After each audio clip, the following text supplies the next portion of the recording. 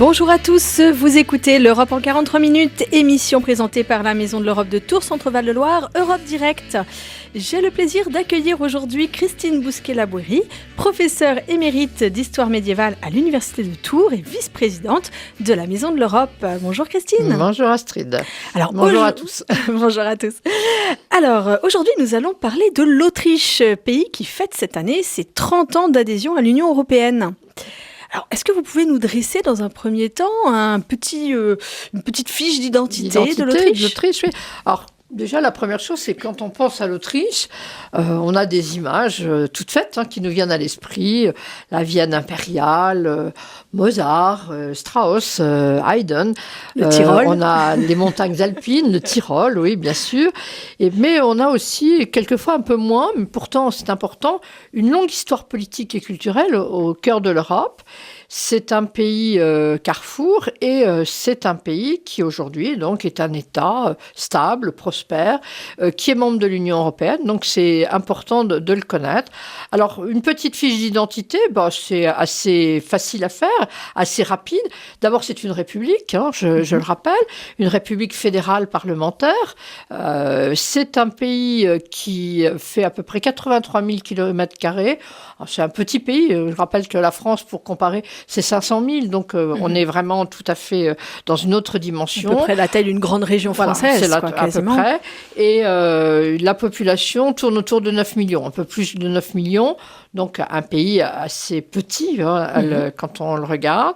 Donc c'est un pays dont les 2/3 sont montagneux, ce sont les Alpes orientales tout simplement, et le point culminant, donc le Großglockner, est à 3798 mètres, donc un pays de montagne, ce qui explique qu'il y ait eu des Jeux Olympiques d'hiver à Innsbruck. Donc c'est tout à fait logique. C'est un pays qui est traversé par un certain nombre de fleuves. D'abord le Danube, bien sûr, le Danube, et puis l'Inn, le fleuve d'Innsbruck, la Mur. C'est donc un pays qui est bien arrosé. C'est un pays qui a un climat plutôt continental, donc des hivers froids, des étés doux à chaud, ça dépend si vous êtes à 3000 mètres, il ne fait pas très chaud. Et puis c'est un pays qui est entouré. C'est un pays qui est entouré par un certain nombre d'États européens. Donc, si je pars au nord, vous avez l'Allemagne et la République tchèque. À l'est, on a la Slovaquie et la Hongrie. Au sud, la Slovénie et l'Italie. Et à l'ouest, la Suisse et le Liechtenstein. Et on voit tout de suite un problème, c'est que l'Autriche n'a pas de débouché maritime. Et ça va être une des constantes de son histoire, essayer d'obtenir un débouché maritime, parce qu'évidemment, là, c'est un pays qui est complètement enclavé. Alors, je vous l'ai dit, c'est une république fédérale, avec un président fédéral qui est élu au suffrage universel direct. En fait, il a un rôle essentiellement représentatif. Celui qui est important, c'est comme en Allemagne, c'est le chancelier fédéral. Et puis, il y a 2 chambres. C'est un système bicaméral. Un conseil national qui représente donc l'ensemble de la nation, et un conseil fédéral, puisque l'Autriche, c'est un pays de Länder, comme l'Allemagne, c'est un pays fédéral. Vous avez 9 Länder, 9 États fédérés. Par exemple, le Tyrol est un de ces États. La ville de Vienne est un État également. Il y a la Basse et la Haute-Autriche, la Carinthie, par exemple. Voilà quelques-uns des États qui forment l'Autriche, la République autrichienne. Voilà un petit peu sur... alors, peut-être, si vous voulez compléter sur l'économie, si vous voulez qu'on complète on peut compléter un sur petit l'économie, oui. Elle fait partie, elle a à peu près un niveau un PIB qui tourne autour de 55 000 $. C'est pas en euros, je l'ai en dollars. Ça va faire un petit peu moins en euros. Voilà, un peu 48, moins en euros, parce qu'un dollar, c'est 88 centimes d'euros à peu près en ce moment. Ça veut dire que l'Autriche est plutôt dans le haut du panier européen. C'est ça qui est intéressant, plutôt que les chiffres. Et quand on regarde de quoi vit l'Autriche, eh bien, elle vit d'abord, elle a une industrie mécanique, chimique, agroalimentaire. C'est une technologie environnementale qui est un sujet qui intéresse beaucoup les Autrichiens. Elle vit aussi beaucoup du tourisme, bien sûr. Les Alpes, Vienne, les lacs. On va en Autriche faire du tourisme. C'est un pays qui vit aussi de la finance. et qui a une forte production, ce qui n'est pas très étonnant pour un pays de montagne, d'hydroélectricité, donc qui est quand même une certaine autonomie dans ce domaine. Et elle est membre donc de l'Union européenne depuis 1995 et de la zone euro. C'est un pays en zone euro depuis 2002. Voilà, donc là un petit peu la fiche d'identité, si on se promène en Autriche, les éléments à connaître. Alors, on va remonter quelques siècles en arrière. Au Moyen-Âge, l'Autriche n'avait pas l'importance qu'elle a prise après, dans les siècles suivants. Mais quelle était la place du pays dans le monde médiéval de l'époque ? Alors, l'Autriche, au Moyen-Âge, c'est un territoire de frontière. C'est ce qu'on appelle l'Ostmark, la marche de l'Est. Donc, c'est une marche de l'Empire carolingien. C'est la zone tampon, en fait, que les empereurs, notamment Charlemagne et Louis le Pieux, maîtrise entre l'Empire et les barbares qui sont à l'Est. Donc le terme Österreich veut dire territoire, royaume de l'Est, tout simplement. D'accord. Ça vient de là. Donc, alors jusqu'au XIe siècle, c'est une position donc frontière. Et puis au XIe siècle, il y a une famille, les Babenberg, qui vont en faire une principauté solide. Mais ce qui va véritablement changer le cours de l'histoire de l'Autriche, c'est le XIIIe siècle, puisqu'on va avoir une dynastie très importante qui s'installe, c'est la dynastie des Habsbourg. Et donc on en parlera juste après la virgule. L'Europe en 43 minutes sur RCF Touraine. Notre sujet aujourd'hui est l'Autriche, pays qui fête ses 30 ans d'adhésion à l'Union européenne, avec Christine Bousquet-Labourie. Alors, justement, vous venez de nous évoquer les Habsbourg, grande famille autrichienne, qui a vraiment fait exploser l'Autriche. Oui, c'est la famille qui va régner du XIIIe siècle jusqu'à la Première Guerre mondiale. Donc, traverser les siècles. Donc, c'est vraiment une des familles les plus anciennes en Europe. Et c'est elle qui va donner sa splendeur à l'Autriche. Oui, tout à fait. Alors, le mot de Habsbourg, il vient tout simplement d'un château, Habsburg, qui est un château qui est aujourd'hui en Suisse, dans la Suisse actuelle. Et c'est une ascension donc, qui commence avec Rodolphe de Habsbourg, qui va être élu empereur du Saint-Empire romain germanique en 1273. Donc, il est élu par les 7 électeurs. Et une fois qu'il est élu, il va être important. Donc, il est empereur et quelques années après, en 1278, il va s'imposer face à la puissance locale qui était la puissance des Prémislides qui étaient installés en Bohême. Et il va obtenir l'Autriche. Donc 1278, on a vraiment une date de départ. Il obtient l'Autriche et à partir de ce moment-là, l'Autriche se construit comme un foyer durable au sein du Saint-Empire romain germanique. C'est pas encore un pays indépendant. Il est dans le Saint-Empire, mais très souvent, ce sont les Habsbourg qui sont des empereurs aussi. Pas systématiquement, parce que les empereurs sont élus, mais ça arrive. Donc, à partir de ce moment-là, eh bien, l'ascension des Habsbourg commence, et finalement, cette famille va acquérir une dimension continentale, parce que là, pour l'instant, c'est une dimension de principauté. Elle va acquérir une dimension continentale à partir du XVe siècle. Et ils vont jouer, non pas sur la guerre, ils vont jouer sur les mariages. Il y a une phrase qui est un peu la devise de l'Autriche, que d'autres fassent la guerre, toi, heureuse Autriche, marie-toi. Donc voilà, c'est joli. C'est joli. Alors, un mariage, on peut aussi faire la guerre s'il faut, bien sûr. Mais l'idée, c'est ça. Donc, ils vont, par mariage, ils vont réunir à l'Autriche les Pays-Bas, l'Espagne, l'Italie. Donc, ils vont... Alors, vous avez entendu, Pays-Bas, Espagne, Italie. C'est pas n'importe quoi. Ouais. Ce sont des pays maritimes, avec des façades maritimes. Donc, évidemment, là, l'amour du mariage est quand même conditionné par la réelle politique. Donc, c'est vraiment une politique d'alliance matrimoniale et ils vont donc accumuler des territoires énormes. L'Espagne, Pays-Bas, Italie, Hongrie, Bohême, Autriche, bien sûr. Tout ça, ça devient très, très important. Mais ce sont toujours des princes, en fait. Et à partir du XVIIIe siècle, l'Autriche va devenir le noyau de la monarchie des Habsbourg et va devenir donc un empire multiculturel, avec un véritable carrefour de peuples qui sera peuplé d'Allemands, de Hongrois, de Tchèques, de Slovaques, de Croates, de Slovènes, d'Italiens. Tous ces gens-là font partie de l'Empire autrichien. Du coup, ça ne pouvait pas être un État centralisé.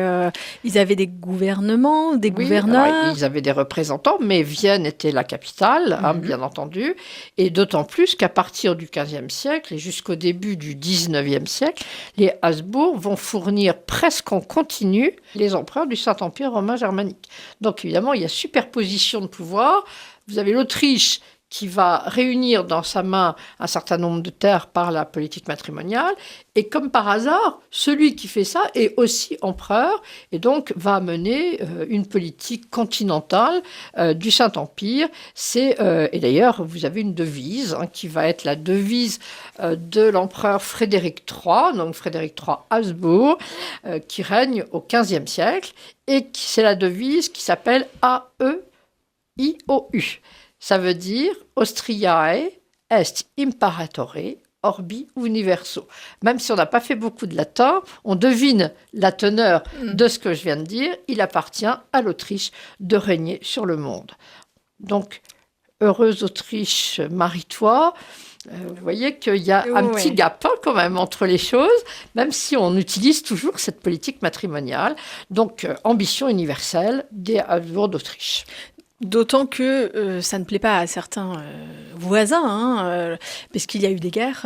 L'Autriche a fait partie de certaines guerres. Alors, avant, bien sûr, l'Autriche fera la guerre, mais l'Empire Habsbourg, il faut quand même en dire un mot, c'est un empire européen. Je viens de vous donner la liste des peuples.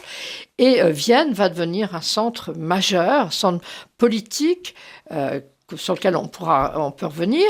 D'abord parce que au XVIe siècle, à partir de 1556, les Habsbourg vont se scinder en deux branches. La branche espagnole, qui va s'éteindre en 1700, et puis la branche autrichienne, qui va garder donc Autriche, Bohême, Hongrie et une partie de l'Italie. Et ce sont eux qui, par exemple, vont affronter les Ottomans au siège de Vienne en 1683. Donc l'Autriche fait la guerre, bien sûr, et c'est une mosaïque de peuples. Alors, dans cet empire autrichien, il y a quelques grandes figures. Si on a le temps, on peut peut-être en prendre une ou deux, notamment Marie-Thérèse. Marie-Thérèse d'Autriche, tout le monde a entendu ce nom-là. Ses dates, c'est 1717-1780. Donc c'est tout le XVIIIe siècle, c'est la période de l'absolutisme éclairé. C'est une souveraine très énergique, qui réforme l'administration, l'armée, l'éducation. Elle défend ses territoires quand il le faut. Donc, ce n'est pas du tout quelqu'un qui ne s'intéresse pas à la guerre. Il y a des guerres contre la Prusse, notamment. Elle va faire des réformes militaires. Et, par exemple, c'est elle qui, sur le plan éducatif, va introduire la scolarisation obligatoire en Autriche dès 1774. Donc, on est très en avance, par exemple, sur la France. Donc, c'est en Autriche qu'on va faire les premières vaccinations contre la variole. Donc là aussi, c'est quelqu'un qui va être assez moderne. C'est en Autriche qu'on crée le premier impôt permanent. Là, je ne suis pas sûre qu'on y ait gagné, mais enfin, elle a réorganisé les finances autrichiennes. Et elle est, finalement, elle est assez... c'est une femme pieuse, c'est une femme qui est moderne, qui a modernisé l'Empire, même si elle reste quand même très prudente vis-à-vis de l'esprit des Lumières. Elle est à la jonction des deux. Alors, donc, il y a elle, et puis il y a un autre personnage qui est très important, c'est Joseph II. Joseph II, lui, c'est son fils, et c'est le symbole du despotisme éclairé. C'est un homme qui va pratiquer la tolérance religieuse en 1781, donc bien avant la France. En 1781, c'est l'édit de tolérance. Des droits sont accordés aux protestants et aux juifs en Autriche. Donc on est quand même très en avance. Il va abolir le servage en 1781, il va moderniser le droit, il va limiter en Autriche les pouvoirs pontificaux, il va fermer des couvents qui sont jugés inutiles. Alors évidemment, ça ne plaît pas à tout le monde, bien entendu, mais en fait, il a une politique très volontariste. Alors, ça va vite, quelquefois trop vite, contrairement à moi, ça va trop vite, et le clergé et le peuple par moments, résiste devant cette modernisation de ces... Mais c'est vraiment, quand il meurt, beaucoup de ces réformes seront abolies, mais c'est quand même celui qui reste un peu emblématique des Lumières autrichiennes.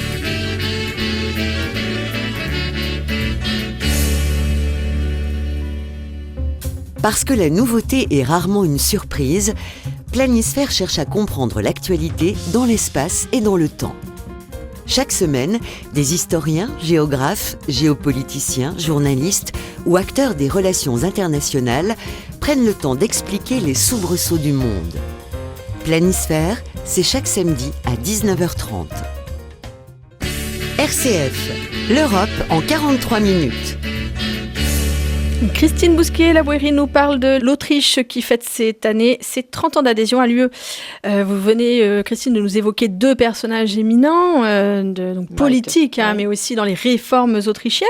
On ne peut pas évoquer l'Autriche sans penser à Vienne, l'art, la culture qui sont bouillonnants dans ce pays. Bien sûr, et justement, c'est lié aux personnalités de Marie-Thérèse et de Joseph, deux qui en font un laboratoire politique. Je rappelle simplement, c'est une monarchie qui se veut universelle et qui est catholique en même temps. Et c'est une monarchie qui se veut moderne et donc qui va s'intéresser au développement culturel, intellectuel, artistique. Alors, c'est vraiment... la ville devient un foyer artistique. Par exemple, à partir de 1760, vous avez des hommes comme Gluck ou comme Haydn en musique. Et puis, évidemment, après, il y aura Mozart. C'est sur le plan de l'architecture, c'est par exemple des grands chantiers comme l'embellissement du palais de la Hofburg, qui est le grand palais impérial de Vienne. C'est le moment où on va construire des palais aristocratiques. C'est une cour assez cosmopolite. D'ailleurs, je parlais de Haydn et Gluck, mais vous avez aussi Beethoven, qui va composer une partie de son œuvre à Vienne, bien entendu. Donc, et puis au XIXe siècle, on va retrouver, toujours dans le domaine de la musique, on va retrouver Schubert, Strauss, Brahms, Mahler, Bruckner. Quand on regarde, c'est tous les grands de l'époque. Sont là, Donc la musique, j'insiste dessus, parce que c'est l'identité même de la ville de Vienne. La ville est une ville de concerts, de bals, d'opéra. Le Musikverein est inauguré en 1870, donc après les règnes dont j'ai parlé, mais c'est évidemment toute une tradition musicale très importante. C'est là qu'a lieu tous les ans le fameux concert du Nouvel An à Vienne. C'est une tradition qui a je ne sais combien d'années, donc qui est très importante. Le style en architecture, par exemple, c'est le style baroque qui domine au XVIIe et au XVIIIe. Tous les églises à coupole, les palais princiers. Et puis au XIXe, il va y avoir quelque chose d'important. On va démolir les remparts. Il n'y a plus d'Ottomans qui viennent faire le siège de Vienne. Donc on les démolit en 1857, comme on démolira d'ailleurs ceux de Paris. À Paris, on va faire les grands boulevards. À Vienne, c'est la construction du Ring, donc un boulevard prestigieux qui entoure la ville, sur lequel on va trouver le Parlement, l'Opéra, l'Hôtel de Ville. C'est vraiment l'emblème de Vienne. Donc c'est vraiment... Et puis c'est une capitale de fête, c'est une capitale aussi de café. Il ne faut pas l'oublier, le café viennois devient une institution véritablement importante. Qu'est-ce qu'on y fait ? On y lit les journaux, on discute littérature, sciences, politique, bien sûr, et on va trouver dans ces lieux des écrivains, des musiciens, des journalistes, et tous ces gens-là vont faire naître une ébullition permanente dans la ville de Vienne. Et puis, la vie intellectuelle, on va la trouver également avec, par exemple, un homme qui est très important, c'est Freud. Freud, qui donc fonde la psychanalyse à Vienne, et c'est quelqu'un d'essentiel. Donc, c'est aussi une ville qui va être le centre du monde en 1815, le centre de l'Europe, puisque c'est le chancelier autrichien, Metternich, qui règle le sort de la France. à la défaite de Napoléon. C'est Metternich, le maître de l'Europe en 1815. Donc c'est Vienne qui est presque la capitale européenne par excellence. Les arts, on a ce qu'on appelle la sécession viennoise avec des hommes comme Klimt, par exemple, qui va redéfinir un peu tous les canons esthétiques de la fin du 19e siècle. Donc c'est un mouvement artistique qui est fondé en 1897 par un groupe d'artistes viennois. Et pour résumer juste entre deux mots, c'est un mouvement qui veut rompre avec l'académisme officiel. C'est la grande période partout en Europe où on cherche à s'émanciper un peu des institutions rigides. Et donc la sécession est très inspirée par l'Art nouveau. La grande définition, c'est à chaque époque son art et à l'art sa liberté. Votre émission sur l'Europe, c'est l'Europe en 43 minutes sur RCF. L'Autriche est notre sujet aujourd'hui à l'occasion des 30 ans d'adhésion du pays à l'Union européenne. Alors, l'Autriche a également joué un rôle important dans les 3 partages successifs de la Pologne, dont on avait parlé dans une émission précédente. Partage qui a marqué quand même profondément ce pays. Alors, l'Autriche va jouer un rôle. Elle est un petit peu coincée entre la Prusse et la Russie, et elle veut surtout pas que la Prusse et la Russie profitent de la faiblesse polonaise pour trop s'agrandir et aux dépens et menacer l'équilibre régional. Je rappelle que l'Empire autrichien, c'est un empire qui est au carrefour de l'Europe centrale et donc forcément en concurrence avec ses 2 grands voisins, la Prusse et la Russie. Ils n'ont pas envie d'être pris en étau. La Pologne va être un peu la victime de tout cela. Donc au départ, l'Autriche est assez réticente devant l'idée d'un partage de la Pologne. Elle estime que ce pays existe. Et donc, l'idée d'un partage, avec la part du lion pour les 2 voisins, elle n'est pas tout à fait d'accord, mais elle va quand même se résigner. Marie-Thérèse, on dit que Marie-Thérèse aurait eu des scrupules moraux. Joseph II et son chancelier, eux, ils ont trouvé que les scrupules, c'était bien pour l'impératrice. Donc, elle va finir par accepter et elle va recevoir la Galicie occidentale et une partie de la petite Pologne, donc c'est la partie la plus proche de l'Autriche, tout simplement, et c'est 83 000 km², c'est-à-dire, rappelez-vous le chiffre que je vous ai donné tout à l'heure, l'Autriche, 89 000 km², c'est-à-dire qu'elle double pratiquement la superficie quand on regarde la superficie aujourd'hui, et 2 600 000 habitants quand même qui changent de régime. Donc, Joseph II estime que ce gain territorial est indispensable pour maintenir et asseoir la puissance autrichienne par rapport aux 2 autres. Le deuxième partage, il a lieu en 1793, et là, l'Autriche est occupée par la guerre contre la France.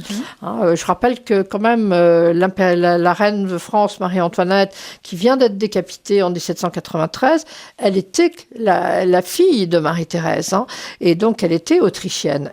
D'ailleurs, on lui a suffisamment reproché, et du coup, l'Autriche est en guerre contre la Révolution française, et l'Autriche ne va donc pas participer au deuxième partage. Donc il y a un affaiblissement diplomatique là, de l'Autriche, mais qui montre que finalement la lutte contre la guerre révolutionnaire est plus importante dans les priorités autrichiennes que le problème de la Pologne. Et puis le troisième partage, l'écrasement final de la Pologne, a lieu en 1795, c'est le coup final. Donc c'est l'insurrection de Kosciuszko en Pologne, et donc évidemment c'est pain béni pour les 3 puissances, qui vont écraser définitivement l'État polonais, et l'Autriche obtient encore, par exemple, la Galicie orientale, avec la ville de Cracovie. Cracovie devient ville autrichienne, Lublin aussi, 47 000 km² à nouveau qui passent dans les mains de l'Autriche, et 1,5 million d'habitants qui deviennent autrichiens du jour au lendemain. Donc c'est quand même pas anecdotique, évidemment, par rapport à la part du lion que se taille la Russie et la Prusse, ça peut paraître un peu anecdotique, mais ça l'est pas, et ça ne le sera d'autant moins que ça va aussi un peu protéger le sud de la Pologne, parce que la férule autrichienne sera beaucoup moins forte, beaucoup moins dramatique On pouvait difficilement faire plus dramatique que celle des Russes, notamment. Donc, Cracovie sera plus protégée que Varsovie, qui a été toujours dans l'orbite russe et qui a toujours été terriblement maltraitée par les Russes. Il y a d'ailleurs encore toujours une influence autrichienne que l'on peut constater oui, bien sûr. en Pologne. Il y a un certain nombre, par exemple, la Galicie a été un pays assez pauvre, bien sûr. Cracovie, c'était l'ancienne capitale polonaise pendant des siècles. Donc, ça devient une grande ville provinciale de l'Empire autrichien. Mais ces villes ont quand même gardé une certaine autonomie culturelle, intellectuelle. Donc, par exemple, les universités de Lwów, alors c'est la ville de Lviv aujourd'hui, qui est en Ukraine, et celle de Cracovie, vont jouer un rôle majeur dans la renaissance de la culture polonaise. Donc, ce sont des villes sous domination autrichienne, mais qui jouent un rôle important. Et puis, le nationalisme polonais va pouvoir se développer plus facilement dans cette région. Écoutez, on va vous retrouver juste après.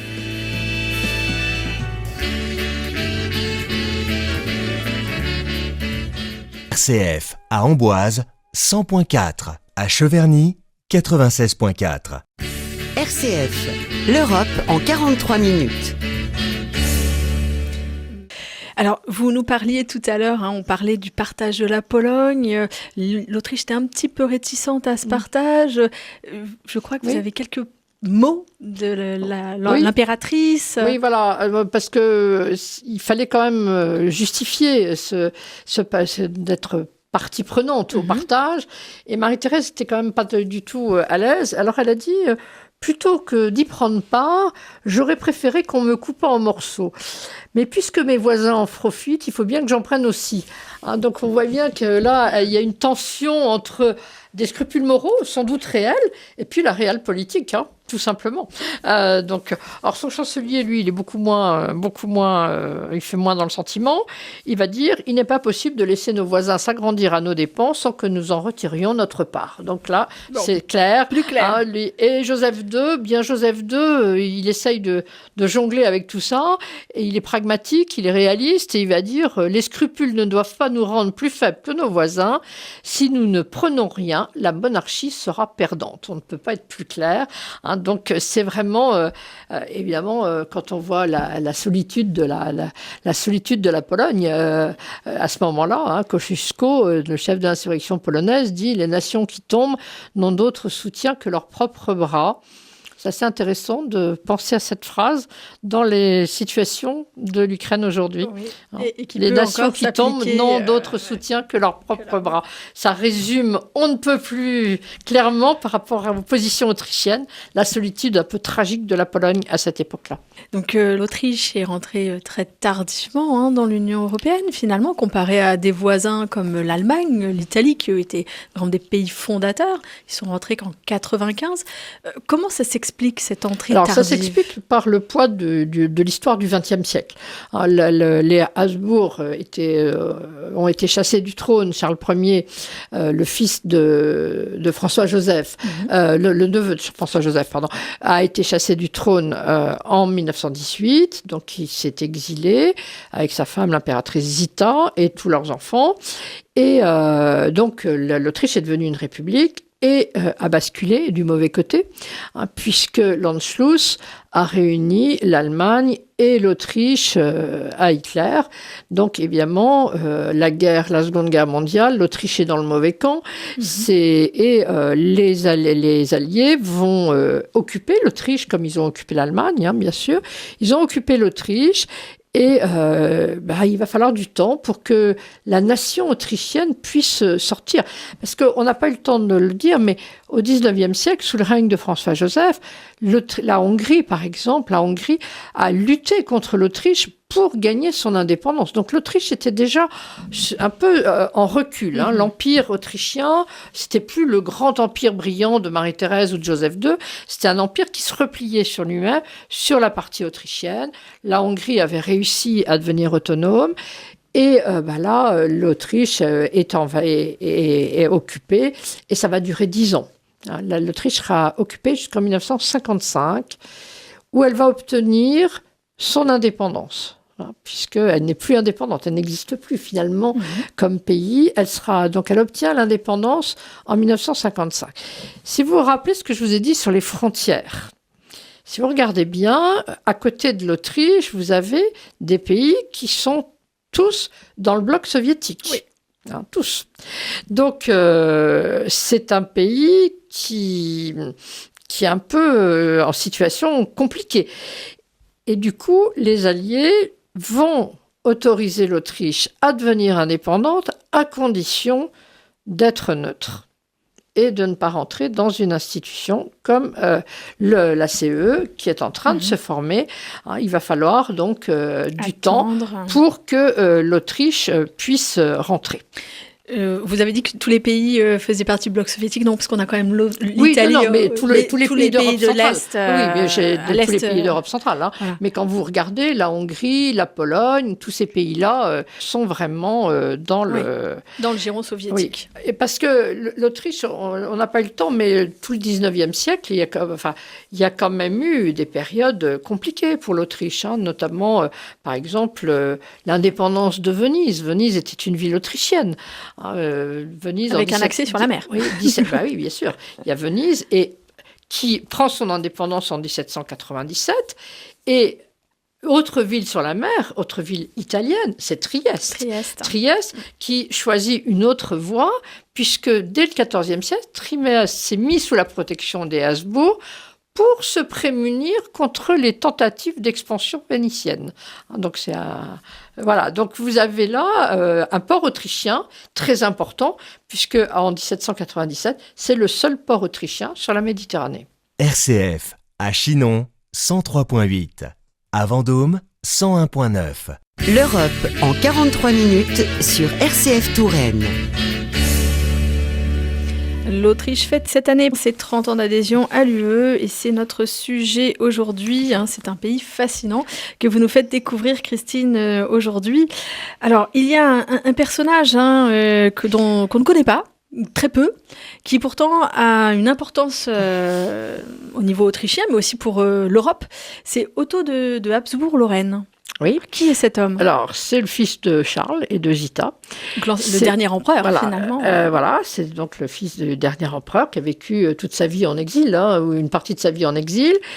Et alors, je reviens juste sur quelque chose que j'ai fait une petite erreur. Quand je vous ai parlé de l'indépendance autrichienne, effectivement, c'est le traité d'État autrichien de 1955. L'obligation qui lui est faite, c'est de rester neutre. Ça veut dire pas d'alliance militaire, et pas de base étrangère, pas de base étrangère américaine notamment. Donc, ce qui fait qu'elle a été très prudente vis-à-vis de l'intégration européenne. On lui a pas du tout interdit de rentrer. Ma phrase était mal fichue. Donc, elle n'a pas. Ça explique qu'elle n'est pas rejoint la la CK en 1951, ni la CE en 1957. Elle aurait pu, mais elle n'a pas voulu et elle a choisi d'intégrer l'association européenne de libre-échange avec la Grande-Bretagne en 1960, qui paraissait une alternative plus souple et moins engageante que la CE. Alors, pour revenir à Otto de Habsbourg, c'est donc un homme qui a vécu la vie d'un exilé, qui a d'ailleurs réussi qui aura plusieurs nationalités, et ça va être important pour lui. Et c'est quelqu'un qui, au moment de l'Anschluss, va être très violemment opposé à Hitler.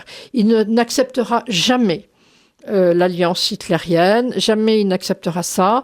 Donc il ne faut pas imaginer que tous les Autrichiens ont accepté l'Anschluss, l'ont voulu. Non, il y a des Autrichiens qui ont résisté et Otto de Habsbourg fait partie de ces gens-là.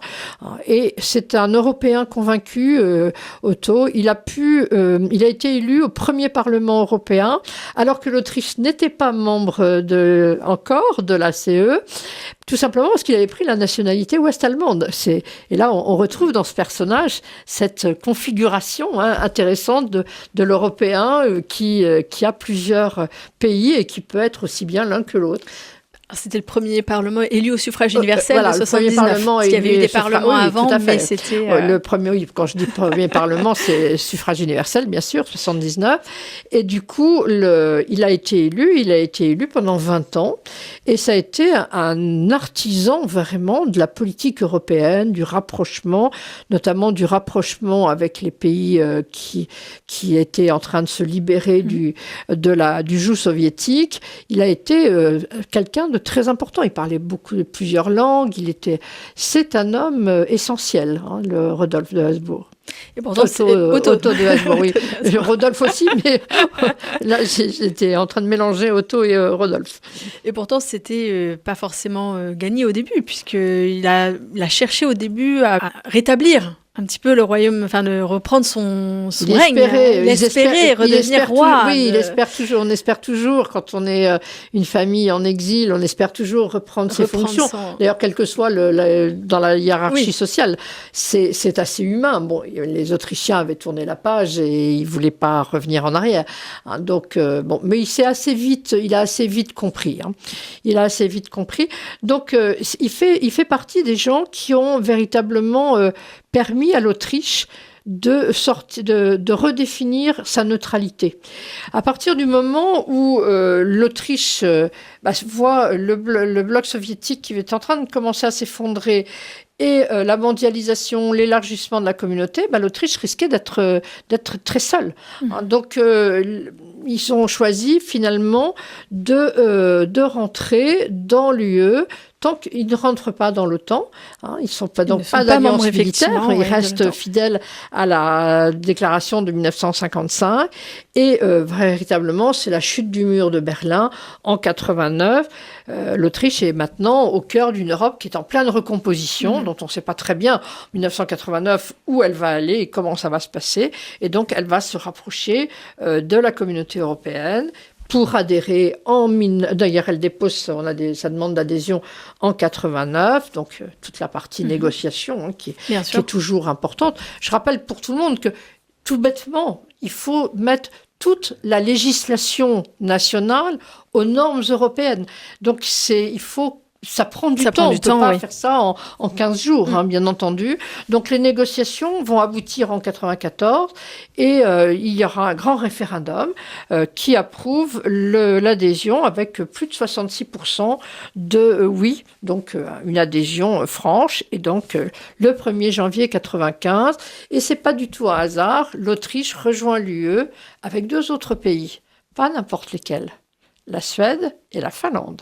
C'est-à-dire des pays qui sont quand même aux premières lignes devant ce qui se passe à l'Est. Hein. La Finlande, 1500 km au moins, si ce n'est pas plus d'ailleurs. Je me demande si je n'ai pas une estimation un peu basse avec la Russie. Hein, donc, adhésion de 3 pays qui auraient été extrêmement isolés autrement. Et d'ailleurs, cette neutralité de l'Autriche aujourd'hui explique que c'est un territoire qui se propose pour des négociations dans le conflit qui oppose la Russie à l'Ukraine. Oui, mais ça pose quand même un problème parce qu'il faudrait que M. Poutine passe au-dessus des pays de l'Union européenne qui ont émis contre lui il y a un arrêt de la Cour internationale de justice. Hein. Et donc, normalement, si on était respectueux du droit international, ce que je souhaite, eh bien, il serait arrêté. Donc, je ne pense pas qu'il fasse ce choix. À mon avis, je ne suis pas sûre que ça puisse marcher. Alors, l'adhésion, elle a quand même eu des conséquences en Autriche, bien entendu. Ça a renforcé la place financière de Vienne. Ça a ouvert le marché, bien entendu. Ça a permis au tourisme de se développer. On pouvait aller facilement en Autriche avec la fin des frontières, donc des échanges. Et puis, l'Autriche, justement, à travers cet exemple de l'Autriche qui est neutre et qui accepterait d'être un lieu d'échange, de règlement de conflits, bien l'Autriche va gagner en influence dans la région danubienne et dans la région alpine. Ça devient un pont entre l'Ouest et l'Est. Alors, on retrouve des choses anciennes. Hein. Oui, et puis c'est cette position centrale au niveau du continent aussi. Et alors, ce qui est assez intéressant, c'est aujourd'hui, elle n'est pas intégrée dans l'OTAN. Elle est dans l'UE. Quelle est sa position finalement, comment elle réagit vis-à-vis de tout ça? Bien, on s'aperçoit qu'elle dit bien il n'y a pas de problème pour eux. Elle est neutre militairement, elle ne fournit pas d'armes à l'Ukraine, elle privilégie le rôle de médiateur, mais elle soutient par exemple les sanctions de l'Union européenne contre la Russie. Donc elle n'est pas impliquée militairement, mais elle est dans le bloc de l'Union européenne sans aucun problème. Ce n'est pas du tout les problèmes ce que fait la Hongrie. Elle est complètement dans le bloc. Et elle a un problème, l'Autriche, c'est qu'elle est encore très dépendante du gaz russe. Elle a réduit sa dépendance depuis l'invasion de l'Ukraine, mais elle est encore un pays, sa dépendance reste importante, donc c'est un problème, bien sûr. Mais elle est très active dans la reconstruction de l'Ukraine. C'est peut-être un peu tôt de dire ça comme ça, mais il y a quand même des reconstructions, et notamment des reconstructions financières pour que l'Ukraine puisse financer, et les banques autrichiennes sont importantes en Ukraine. Merci beaucoup Christine. C'était l'Europe en 43 minutes, émission présentée par la Maison de l'Europe de Tours Centre-Val de Loire, Europe Direct. Je vous rappelle que vous pouvez nous écouter en podcast sur le site de RCF Touraine ou bien sur notre chaîne YouTube. Merci beaucoup Christine. Merci à vous Astrid. Et à bientôt. À bientôt. Et bonne journée à tous.